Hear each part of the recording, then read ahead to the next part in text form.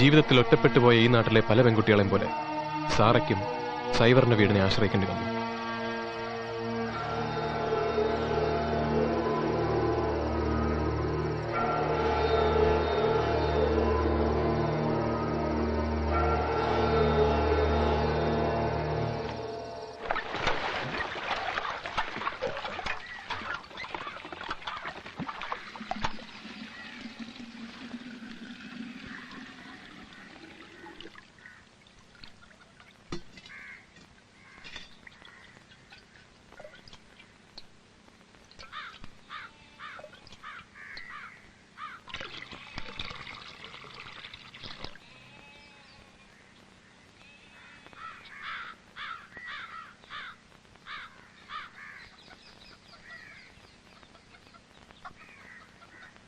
അതൊക്കെ സൈവറുടെ ആൾക്കാരാ. നമ്മുടെ SP IG ഒക്കെ വരുമ്പോ ഇതുങ്ങളെ കൊണ്ടാ സൽക്കരിക്കുന്നേ. സൈവറിന്റെ ഒരു ഭാഗ്യം നമ്മുടെ സാറുമാരുടെയും.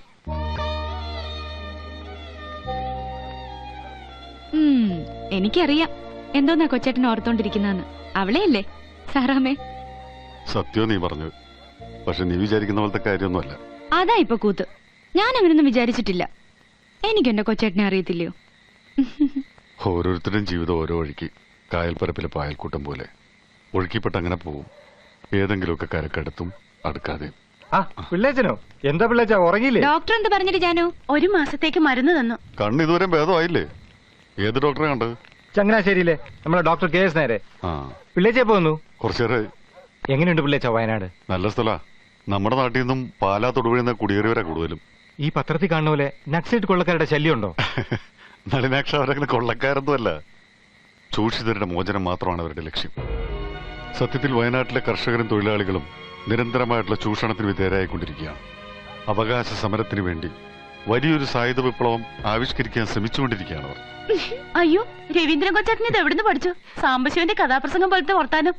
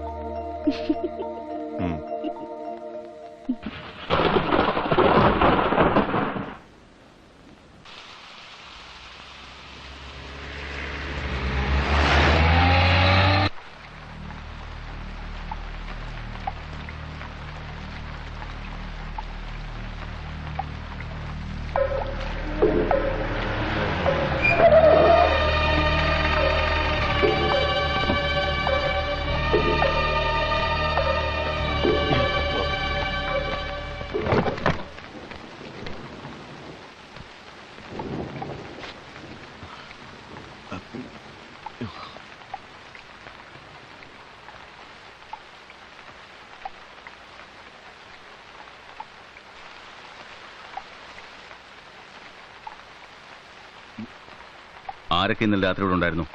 എടോ, തന്നോടല്ലേ ചോദിച്ചത്? അത് മുതലാളി ഇവിടെ ആയിരുന്നു. ആരായിരുന്നോ ഇന്നലെ രാത്രി കൂടെ? അത് ചത്തുപോയ പൗലോസിന്റെ പെമ്പളയാ. വിളിക്കടോ എല്ലാരെയും.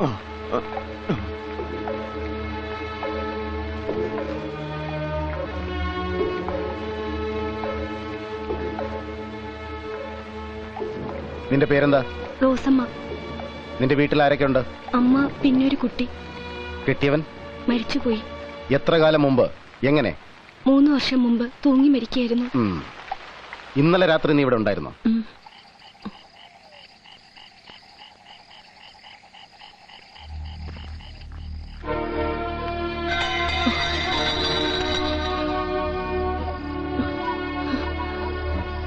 തമ്പ്ര, തമ്പ്ര.